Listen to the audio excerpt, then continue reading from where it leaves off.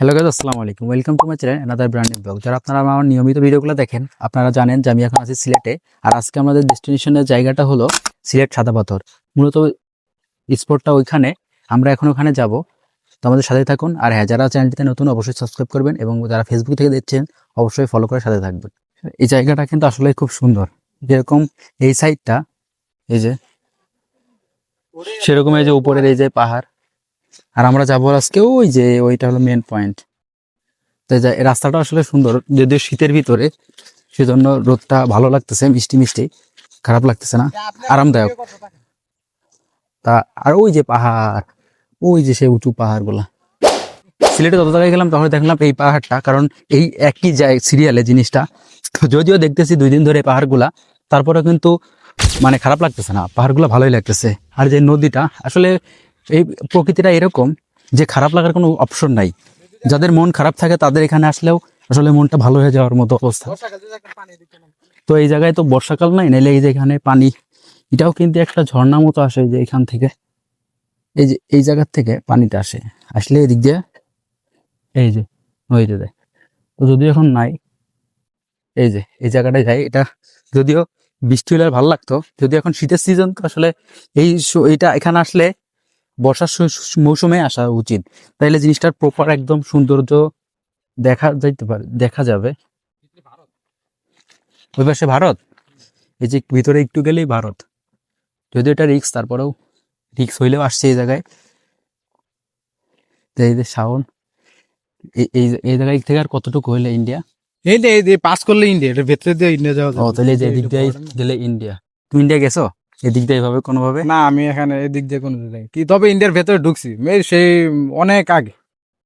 তবে ইন্ডিয়ার ভেতরে অনেক সুন্দর জায়গা আছে না? কিন্তু এখন এখন তো আপনার এই যে এই বর্ডার গুলা একটু কড়াকড়ি, তো ওই জন্য এখন সমস্যা। কিন্তু এক সময় ছিল, সহজ ছিল খুব, না যে ইন্ডিয়াতে না গেলেও এদিকে ঘোরাফেরা করা যেত। এখন যদি একটু রিক্সি, আবার এই বিষয়টা এই জায়গায় এখন খুব কড়া ভাবে দেখে। এই জায়গায় কিন্তু খুব সুন্দর এই ফুলগুলা, খুব সুন্দর। আর এখানকার পানিটা, এই যে ঝর্ণাটা, এই পানিটা এতটাই স্বচ্ছ যে খাওয়া পর্যন্ত যাবে।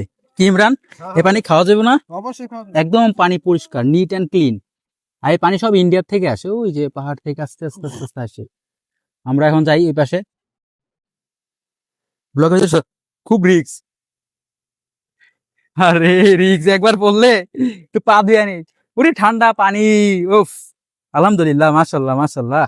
তবে এটা তো শীতের পানি না, এটা তো আরামদায়ক পানি। শীতে যেরকম একদম বরফের মতো পানি থাকবে, কারণ এই পাহাড়ের পানি, আমি একটা জিনিস এই কয়েকদিন ধরে অবজার্ভ করলাম, সেটা হলো পাহাড়ের পানি বরফ মতো হয়, মানে আরামদায়ক ঠান্ডা হয়। এই জিনিসটা খুব ভালো লাগছে। তো আমরা যাই।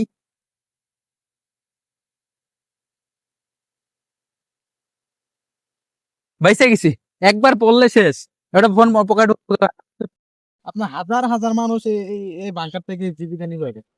আসলে এই জায়গাতে যে পাথরগুলা, এই জায়গায় কিন্তু যে পাথরের উপরে অনেকের জীবিকা নির্বাহ চলে, এবং এই জায়গায় যতদূর দেখা যায় এই যে শুধু পাথর আর পাথর। আর ওই যে, আর আমরা এই যে জায়গাটাতে আছি, ওই যে ওই পাশে দেখা যায়, ওই যে উঁচু নিচু, ওই জায়গা থেকেই কিন্তু পাহাড় লুটেছিল কিন্তু ওই জায়গার সাইড থেকে। আর এই জায়গায় মূলত মোটামুটি আছে, যদিও পাহাড় নাই, হালকা বালি আছে, কিন্তু ওই জায়গার পুরাই খুঁড়া মতো অবস্থা। আর ওই যে পাহাড়, কিন্তু একদম খাড়া পাহাড়। আর ওই পাশে যদিও ইন্ডিয়া, এটা মনে হয় বাংলাদেশের ভিতর। বাংলাদেশ, আর ওই যে ওই পাশে ইন্ডিয়া, ওদিকে ওই যে উপজাতিতে বিল্ডিং দেখা যাচ্ছে। আর এটা কিন্তু বাংলাদেশের ভিতরেই, এবং এটা খারাপ পুরা একদম। আর জায়গায় যদিও পানি একটু নোংরা, তবে এখানে এখনো ঝর্ণার মতো পানি বেরোতেছে। আর এইটা মনে হয় যখন বর্ষা মৌসুম হয় ভালো পরিমাণ পানি থাকে,